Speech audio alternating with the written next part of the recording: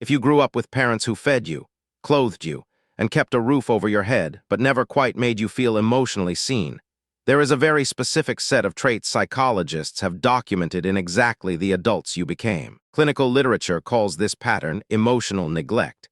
And the defining feature is that the physical and material needs were met, while the emotional connection, attunement, and warmth were inconsistent or completely absent, often without any single traumatic event to point back to. Researchers including John Bowlby and Mary Ainsworth built the attachment theory foundation this entire subject rests on, and their work identified this specific gap, physical presence without emotional presence, as producing predictable and lasting effects in adult life. In the next few minutes, you are going to walk through 6 specific traits adults with this background commonly share, why each one develops, and what the actual clinical research says about recovering from every single one of them. The first trait is hyperindependence, and it is usually the most visible one to people looking in from the outside. A child who grows up without reliable emotional attunement often reaches one specific conclusion very early in life. Depending on someone else is unsafe. Asking for help does not reliably produce help, and relying only on yourself is the one strategy that has actually worked so far. As an adult, this shows up as someone who declines help without explaining why, quietly takes on responsibilities that should be shared, feels physically uncomfortable receiving a gift or a compliment, and sometimes exaggerates their own competence just to avoid ever appearing to need someone else. What looks like impressive strength from the outside is often functioning as isolation on the inside, and it developed as a genuine survival strategy, because in that original household, reaching out for emotional connection reliably produced withdrawal or punishment instead of comfort. The second trait is difficulty identifying and expressing emotions, a pattern clinical literature calls alexithymia, and it shows up at significantly higher rates in adults who experience childhood emotional neglect than in the general population. People with this trait often say they simply don't know what they're feeling, or they know something is happening internally, but genuinely cannot find the word for it. They may look calm and stoic in moments where an emotional reaction would be completely appropriate, and they frequently describe feelings as physical sensations instead, calling anxiety a knot in the stomach or sadness an ache in the chest. Some find an outlet for emotion through art, music, or sport that they are never able to produce through spoken words, and many also struggle to read emotional states accurately in other people, not just in themselves. The third trait is low self-worth hidden behind achievement or external validation, and this one develops because a child needs a consistent emotional mirror confirming they are wanted and that their existence matters.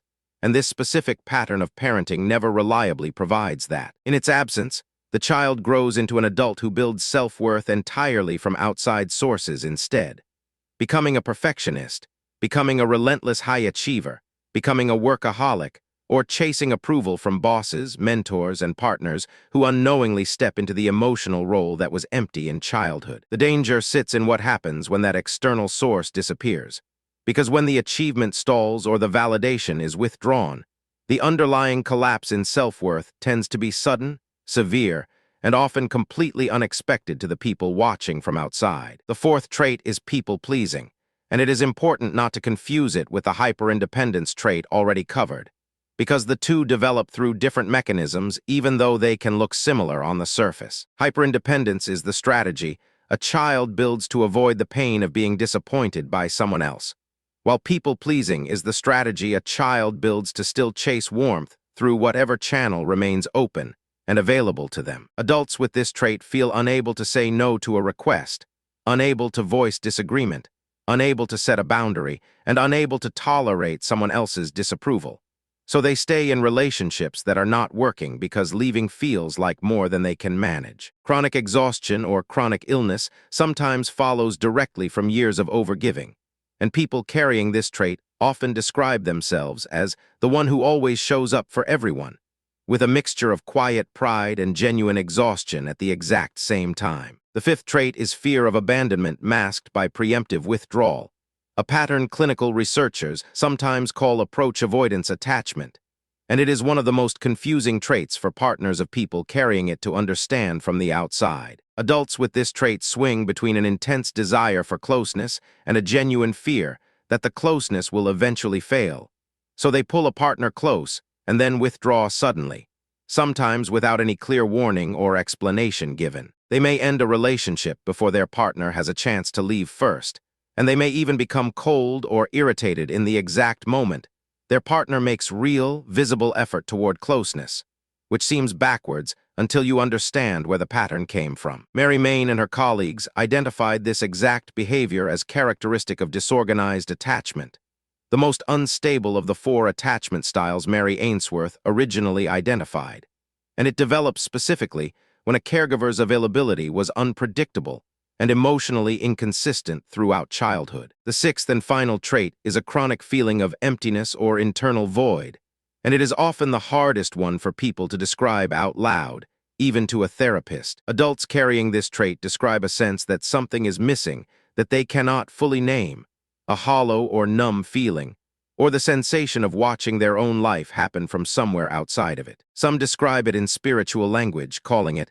a God-shaped hole, while others describe it in material terms, believing that the right house, the right relationship, or the right job would finally make the feeling go away. None of those external additions actually resolve it, because the void traces back to a developmental gap that material or relational substitutes cannot fill.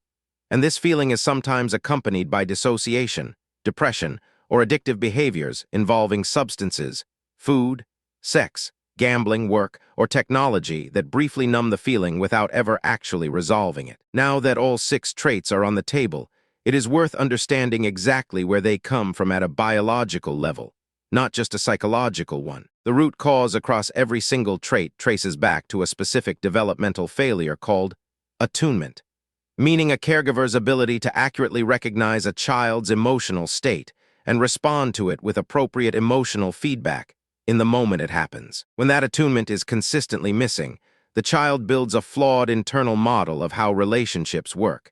And that model does not simply disappear at 18. It carries forward directly into adult relationships, adult work patterns, and adult self-perception. This is not only psychological either, because chronic emotional neglect has been linked to measurable neurobiological changes, including altered stress hormone responses and shifts in the oxytocin and serotonin systems that regulate mood and social bonding. Documented changes also appear in the structure and connectivity of brain regions directly tied to emotional regulation, specifically the prefrontal cortex, the amygdala, the hippocampus, and the insula, giving these 6 traits a real physical basis inside the brain, not just a theoretical one. Here is the part of this that actually matters most. Recognizing even one of these traits in yourself is not a life sentence, because every single one of them has documented pathways toward genuine recovery. Schema therapy, developed by Jeffrey Young, directly targets the flawed internal patterns, called schemas, that form during exactly this kind of early emotional neglect, helping adults identify and slowly rebuild them. Emotion-focused therapy, developed by Leslie Greenberg and colleagues, works specifically on rebuilding the ability to identify and express feelings, directly addressing the alexithymia pattern described in Trait 2. Emotionally focused couples therapy, developed by Sue Johnson, targets the approach avoidance pattern described in Trait 5, helping partners understand the withdrawal cycle and slowly build a different, more secure pattern of connection together. Internal family systems therapy, developed by Richard Schwartz, gives people a structured way to work with the different internal parts, driving traits like people-pleasing and hyperindependence, instead of treating them as fixed permanent personality traits. Various forms of attachment-focused psychotherapy work across all 6 traits at once, aiming to build the specific emotional recognition skills, relational capacity, and self-attunement that simply were not available inside the original childhood environment. None of this work happens overnight, and it is worth being honest about that up front rather than promising a quick fix that does not exist. The documented clinical pattern across multiple research studies points to roughly 2 years or more of consistent therapeutic work before these deep patterns meaningfully shift, which is a real commitment, not a weekend retreat. But the outcomes across that timeline are genuinely documented in the research, not just anecdotal, which separates this from a lot of the vague self-help advice circulating around the exact same 6 traits online. Think about what each trait actually costs a person across an entire adult life if it goes unaddressed.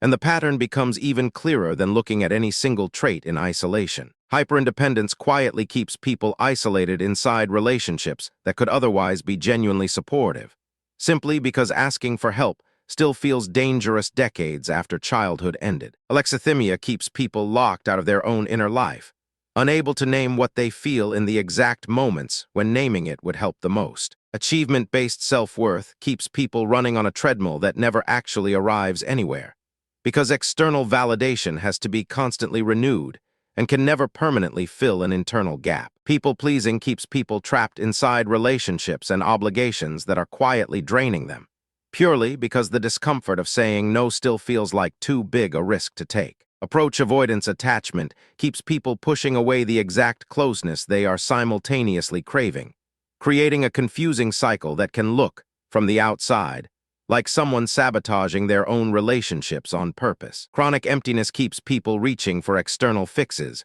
whether that is a substance, a purchase, or a new relationship, none of which were ever going to resolve a gap rooted in early childhood attunement in the first place. Seeing all 6 traits laid out together like this is often the exact moment people recognize their own life inside the research for the very first time. Many adults first encounter this list of traits inside a popular article or a book, recognize themselves immediately, and only then start the actual therapeutic process to address the underlying pattern instead of just the surface-level behavior. That recognition moment matters more than it might seem, because you cannot begin working on a pattern you have never actually identified by name in the first place. The most important thing to understand from all of this research is that the absence of attunement during childhood does not have to remain permanent for the rest of your life. It can genuinely be recovered later, inside the relationships of adult life, including inside a real relationship with a skilled and properly trained therapist. None of the 6 traits described here were invented for this video.